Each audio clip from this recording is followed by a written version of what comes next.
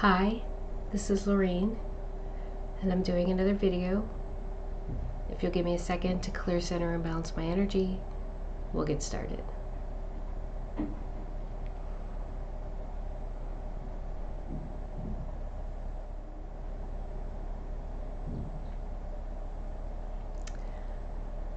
Okay, so I started a video before this, and there was some type of error. I was like a third of the way through, and I had to stop. So I will be looking every now and then to the left to make sure I don't have any error messages, so I apologize.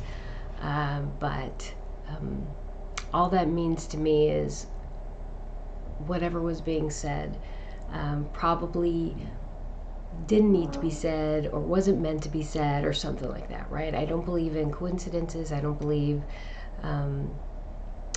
that things happen by accident. I think there's a reason, there's a purpose. So I feel like intuitively what I was talking about before, although important, meaningful, it probably wasn't what I was supposed to say. And I do have some notes in my journal that I felt like I wasn't sure whether or not I should share them, but I'm going to, because after I got that error message, I felt like, okay, it's because you're supposed to say this, but you didn't. So I'm just going to talk about first this whole, I haven't done a video in almost 4 months, and there are massive energetic shifts happening right now that are establishing a foundation for what is to come. And so whenever I close my eyes, whenever I meditate, whenever I sit quietly, I always get this energy of the void and a bright light. So I always get this nothingness and everything. So the void is a place of pure consciousness where that divine consciousness exists in its wholeness, as unity, as just pure existence, as just I am. And when it starts to consider all the things it can be, or consider that potential, that is when the process of creation begins. And that's when that spark, that light, comes into being, right? That light is creation. And so here we are. Here I see this nothingness and everything, this duality that is actually unity. But from the consciousness comes creation. So even though these two things are actually one and the same, they are a process. It is a process, right? This existence creating is a process, okay? And so we are in that process right now. We are not only physical manifestations of that process, but we are in the process of creation from this plane of existence, okay? So it's a bit of a paradox. How can we exist from this physical plane and yet still create from the void? Okay, because we are creating from the void, okay? Although we are physically manifested on this plane, okay? And I'm just going to plant a seed. This all comes from perception. This is our perceived reality, okay? And I don't want to get into that because it can become confusing. But these are seeds that need to be planted. And as you go through your process of awakening, of opening up to your truth, you will start to manifest, or you will start to understand what that means for you. Because what that means for you and what that means for me is not necessarily the same thing. And we have to honor our path. I have to honor my path, you have to honor your path, and we have to honor one another's path. And that's what this journey is about.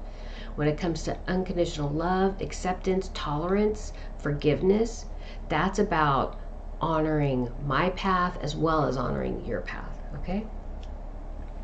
So I was looking through my journal before I started, and I haven't wrote a lot in the last 4 months, but there was a phase where Sekhmet, and who is a Egyptian goddess, as well as Kali, who was an Indian goddess, or Hindu goddess, sorry, were coming in really strong. And so I'm just going to read. They were coming in so strong, and it was so strong that it was very emotional for me, like to the point where it's almost bringing me to tears right now to even think about. And where did I write it? Let's see, give me just a second. So I have these goddess cards, and I pulled out the goddess cards and I started reading about Sekhmet and Kali. And so the Sekhmet said that the card said she's, not the card, but the write-up about her. She was a powerful guardian and protector of the pharaoh. She was called on during times of war and considered to be a goddess of divine retribution. So if you're using the cards to, and this is just a summary, it's not the whole thing, but when I use the cards, or I'm pulling the cards, so if I pull a Sekhmet card, it would,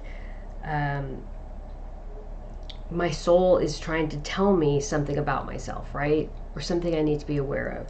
And her card is about holy rage, sacred anger, and positive aggression. These states of being are crucial aspects of the divine feminine.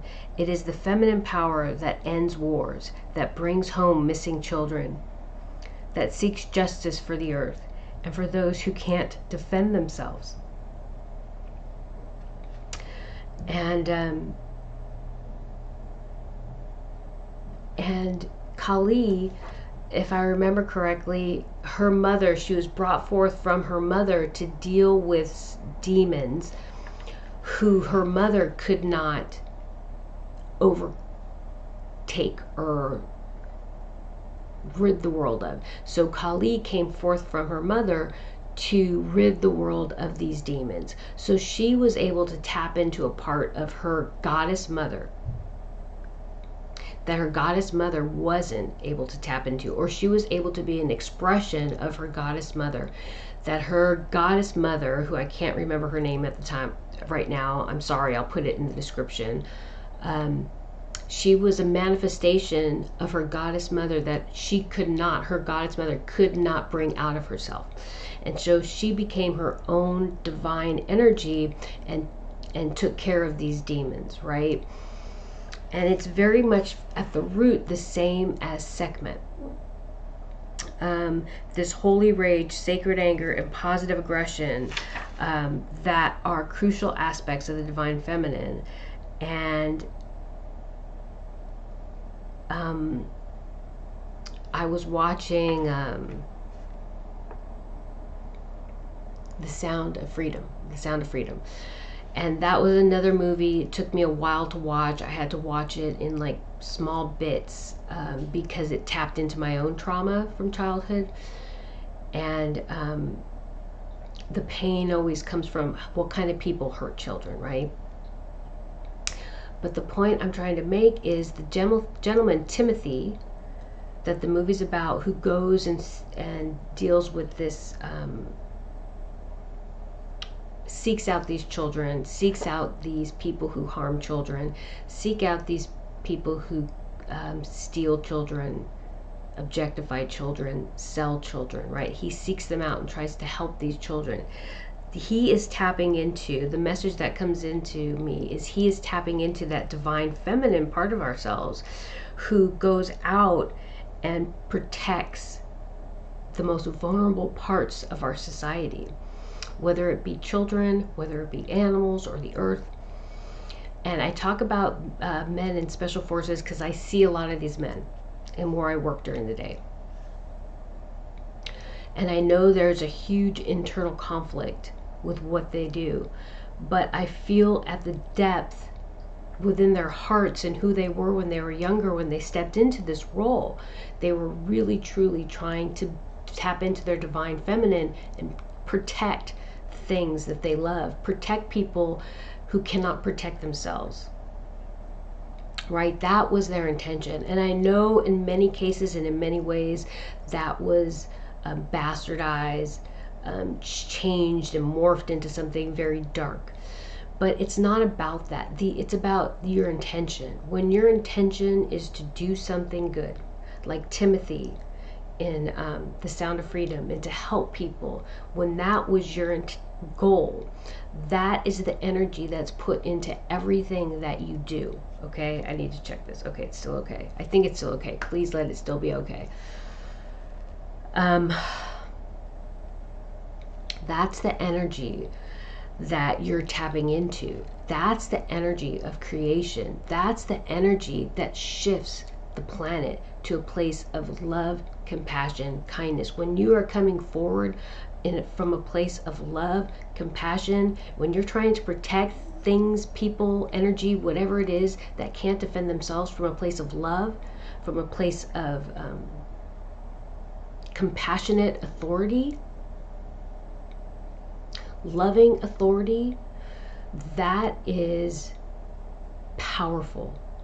Okay, and in these 4 months that we're in right now, the last 4 months since I haven't been doing a video, haven't been doing videos, that's the depth of what I'm feeling. A massive shift, a massive energetic shift. And I keep on hearing the Natasha Bedingfield song, Unwritten.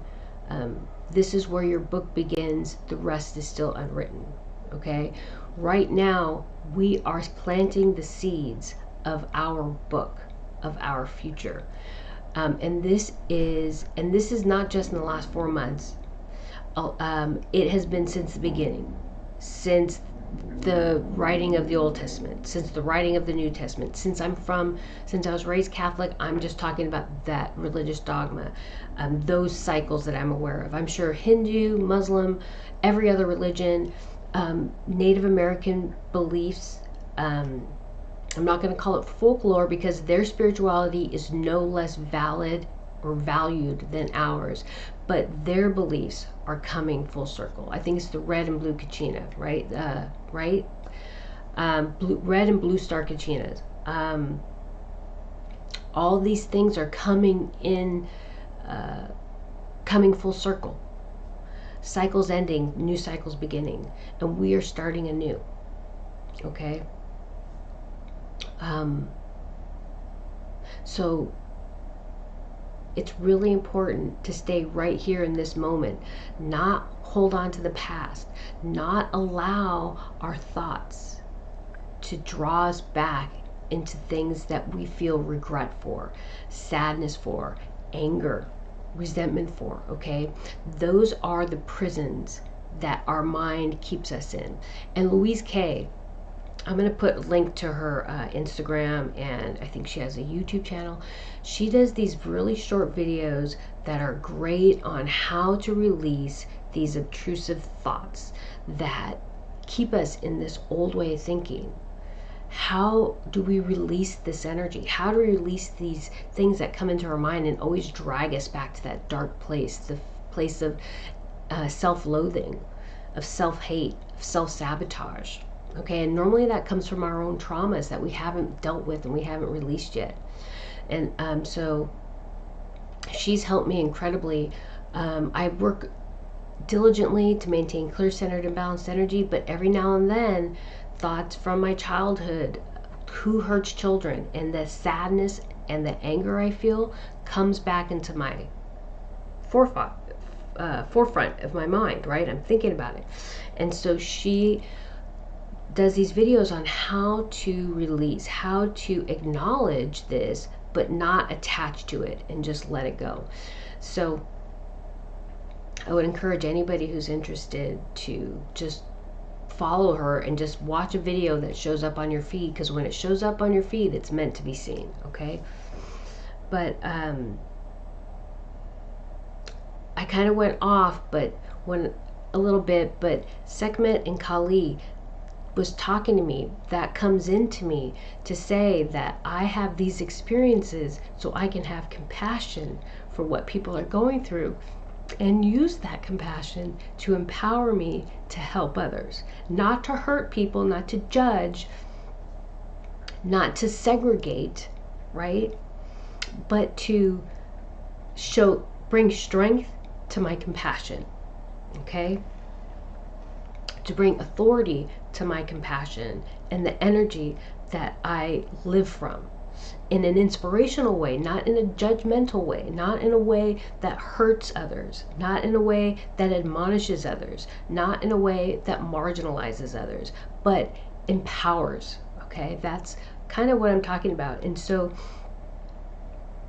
these men, these people who step forward into these roles that are very challenging. I couldn't do it. I could not do what the gentleman Timothy does in The Sound of Freedom. As much as I would love to be that force to help free those children, it taps so much into my own trauma that for me being on the front lines, it would be too much. So in their acts, in their intentions, they are powerful energies in this world right now of change from a divine and beautiful place. Okay, so I just want to, I guess that's what I really needed to say instead of what I said before. Excuse me. The other thing was, I'm going to go a completely different direction right now. And hopefully this is going to be it, because I feel like I've been talking a long time so far. But on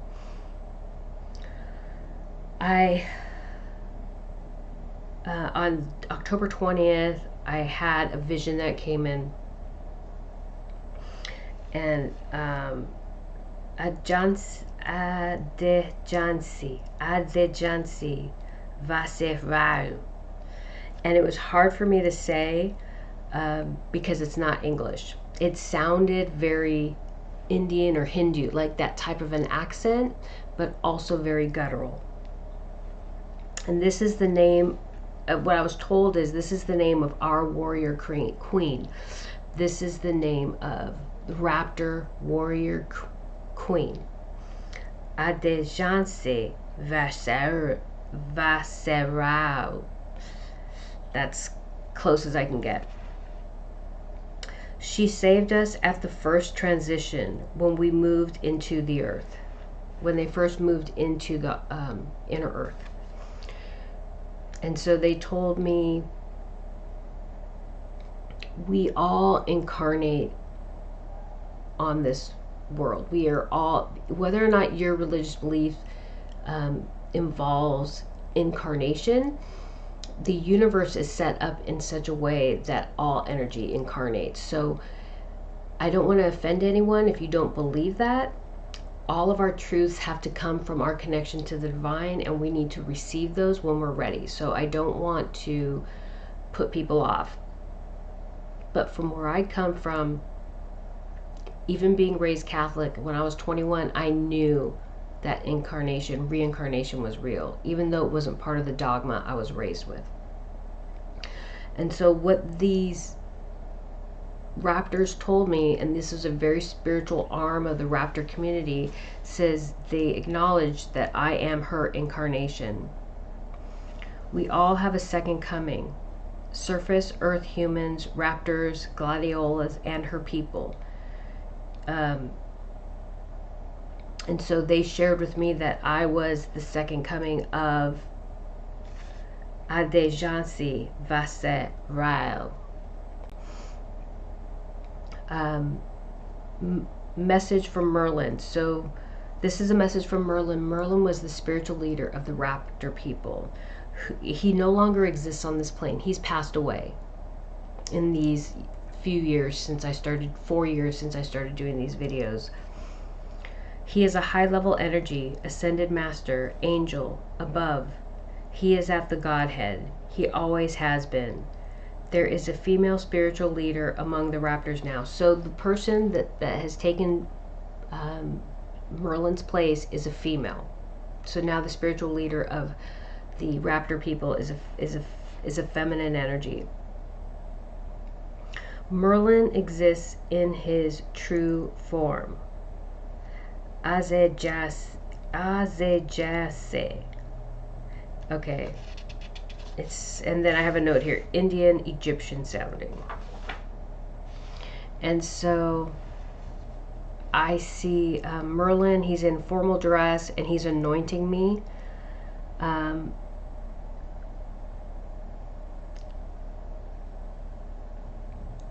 Azejase,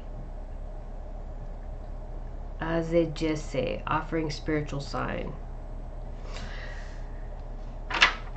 Okay, Azejase, I need to correct myself, is the female spiritual leader who is now heading the Raptor spiritual arm of their community.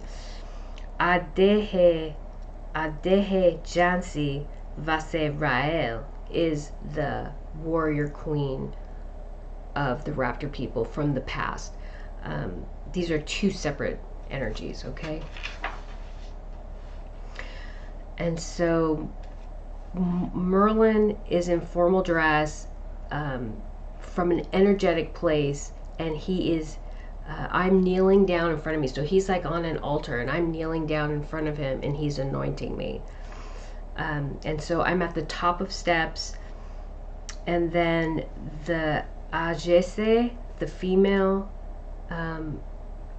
spiritual leader, is behind me at the bottom of the steps with a bunch of other spiritual folks, Raptors. And so I drew some pictures. They're not very good, but I'll do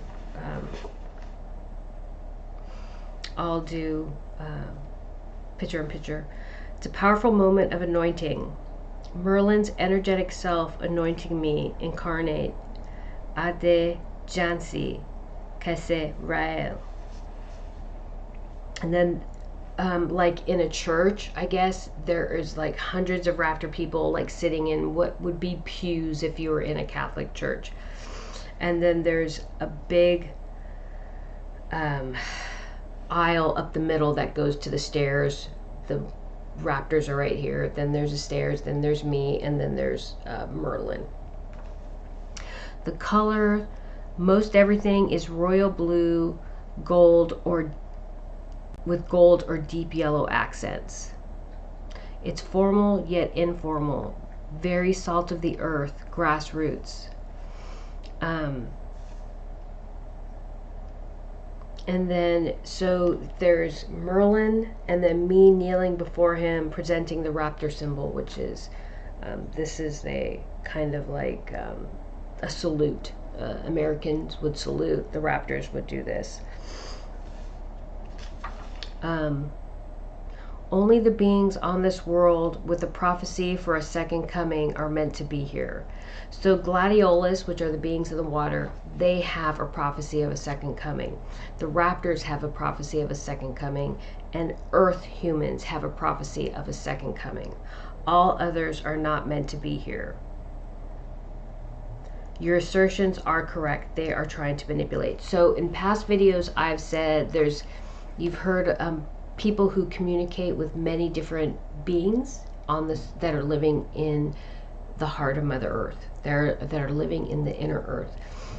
And for 4 years I've been saying only the gladiolus and her people, only the Raptors and surface Earth humans are meant to be on this world. And I've gone through these processes where I'm like, well, maybe maybe there's stuff I don't know. Why do I don't feel like I'm necessarily right. I don't have to be right. But from my place, the information I receive tells me intuitively that it's only supposed to be Gladiolus and her people, the Raptors, and surface Earth humans on this world. And so I have on and off gone through these inner conflicts of, am I being intolerant? Am I trying to ostracize people? Because I have to set clear boundaries, and it's really important for this world to transcend the way it's meant to transcend. And so as I'm going through this process over the last 4 years, I've been very certain, and then I have moments of uncertainty.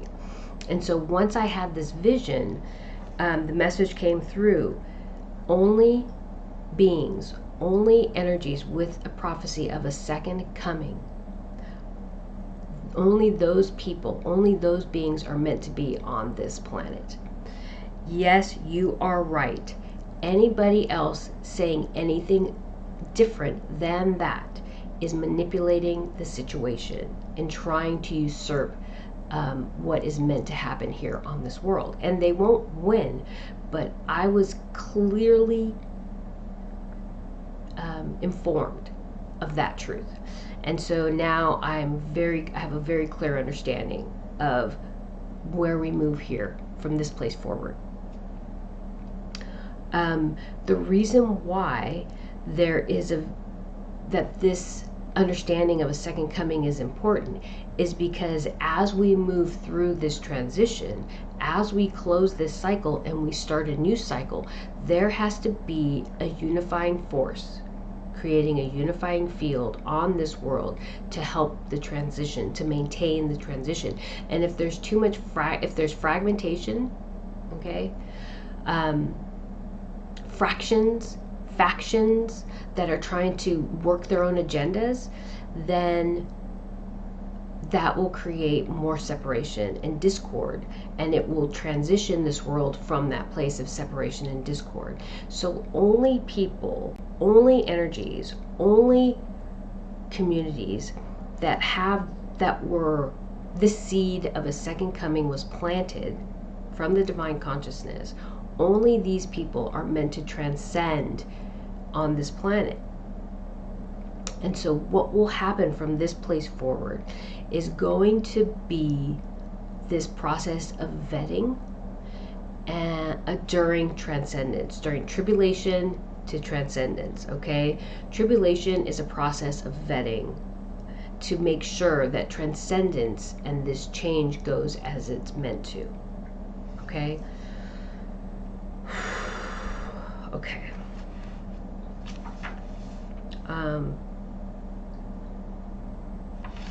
And so I was meditating one morning, and I think it was last weekend. Yeah, it was last weekend, and I had this vision. It wasn't a vision. It was like a grid, and it was completely around me. So I woke up from this vision. I woke up from the meditation, or I came out of the meditation, and I opened my eyes, and I see this shield all around me. And then it faded. So I knew it was there, and it was just a message of protection. You and your children are protected during this time of change. And then the next day I had so many visions, and they just kept on coming, and it was so fast that I couldn't really keep track of them all. So I just saw, like, the things I could remember. I wrote a few things down. I saw a night sky, stars, constellations, and then within these massive constellations, I would see these clouds moving through in the night sky, right? So it was almost as if I was out in space, floating in space, watching these massive clouds move through these star systems. Then I saw webs,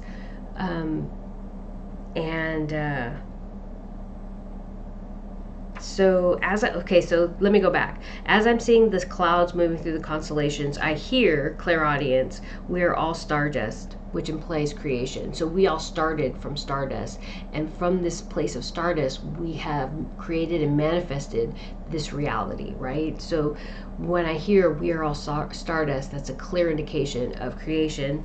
Then I see all these webs, and so when you read about what the spider, the mother creator, represents in the webs from Native American beliefs, it's also a process of creation. Creating a web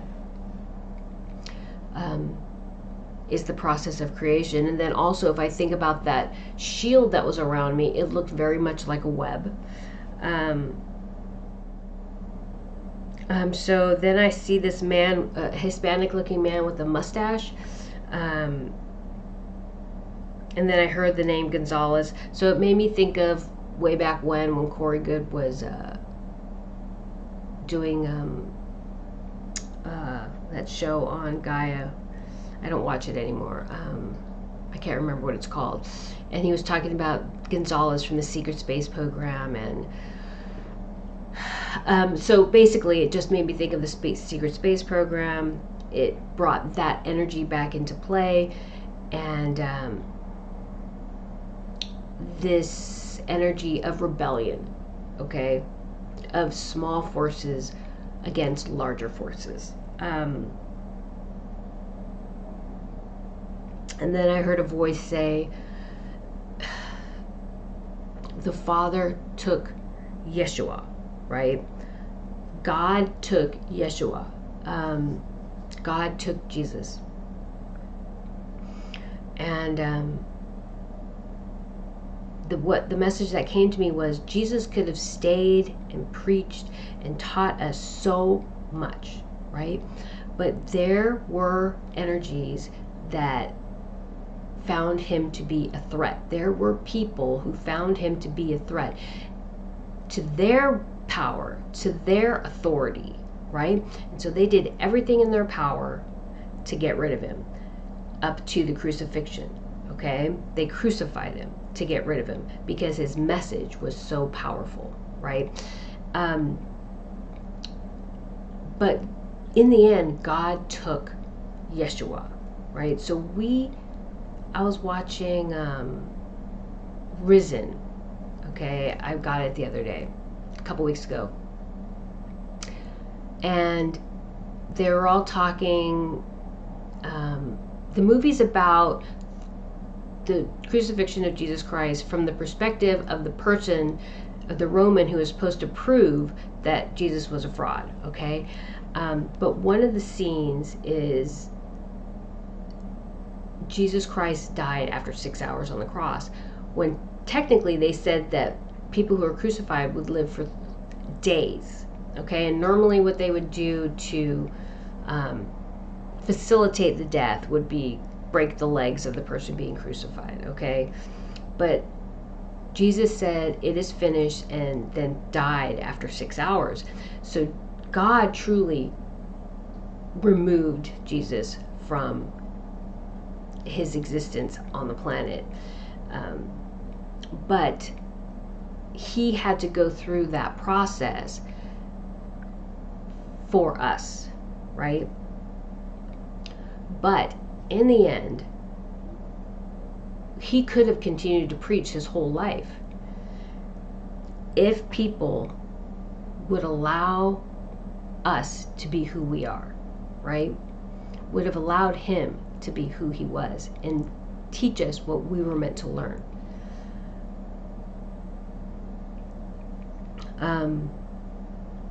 And so, like then, right now, we're going through a place or phase where this authoritative energy, this energy that is trying to maintain control, is trying to silence the voices of those who are meant to speak.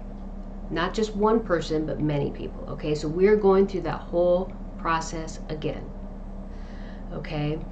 Because in order to maintain control from a place of separation, you need to oppress, okay? But this time, that energy will not prevail, okay? Because just the same way how do I want to put this? Give me a second.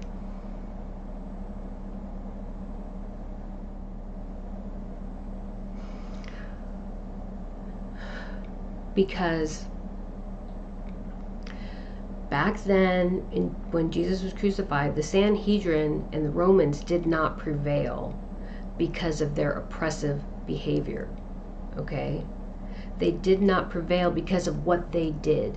They were allowed to move through those actions because they had the opportunity to learn a lesson. We always have an opportunity when we are faced with a situation to choose to do something of love, compassion, kindness, right? From that place, or from a place of anger, resentment, fear, right? We have a choice. And so this group of individuals had a choice to either allow Jesus Christ to continue preaching or to crucify him, okay? And they chose the second. They chose the latter, okay? Right now, given the situation that we are in, this energy, this unbalanced energy, has a choice. They can either allow us to move through our lives the way we choose, or continue to try to oppress us. They have been given the opportunity to do a compassionate, kind, loving thing that is rooted in divine consciousness or separation, right? Choose to live from separation, fear, anger, resentment, oppression, okay? At this point, this planet, the energy is rising to a place of unconditional love, matching that of the divine consciousness, okay? It's transcending to a different level, okay? And this is universal law. They need to match that vibration. This unbalanced energy needs to rise up and match this vibration in order to maintain existence on this planet. When Jesus Christ was crucified, that energy was allowed to continue because Mother Earth wasn't in a place that she is now, where her vibration is rising. She is dictating, her energy is dictating how this planet will transcend. And either we are rising to that level of consciousness or we're not. But that's where we are right now. This is a process. This is cycles. We've had so many opportunities to choose love, compassion, kindness, forgiveness, heal our wounds, and move forward from that place. We've had centuries, we've had millennia to do that. And now we're at a place that, for those of us who have learned over many lifetimes and have chosen to live from this place, will be rewarded. Okay, we will be rewarded.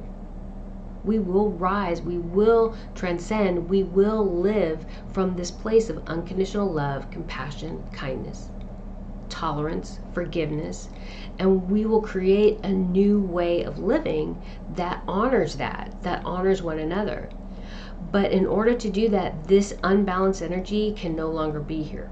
Okay, it cannot fragment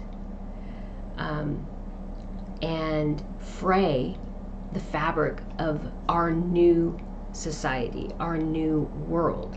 And so this process of tribulation is releasing that unbalanced energy. Okay? I don't think I can keep going because I think I need to stop because I feel like that's a lot of information. And it's really important to listen and think about what resonates with you. Does this resonate with you? Does it not resonate with you? Because what's most important is you have to go with and honor your intuition and tap into what resonates with you. Tap into your connection with the divine. And it doesn't have to be through meditation, whether it's prayer, whether it's exercise, whatever balanced way you go about your life that encourages you to be who you are, to be the best version of who you are, whatever that is. Tap into that and discern, does this have value for me? What can I use from this to help me do better and be better, because that's what this journey is about. Okay, help me be a better person. Help me serve the world around me in a better way, in a way that helps me be better and healthier and happier. Okay, joyful. What encourages me to be better to myself, for myself, and people in the world around me. Okay? Okay, give me a second. Let me see what comes.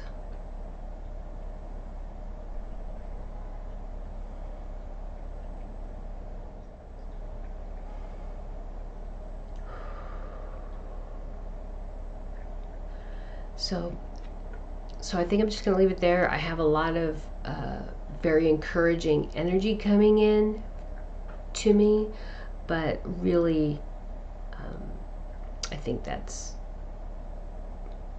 all I can say right now. All right. Thank you.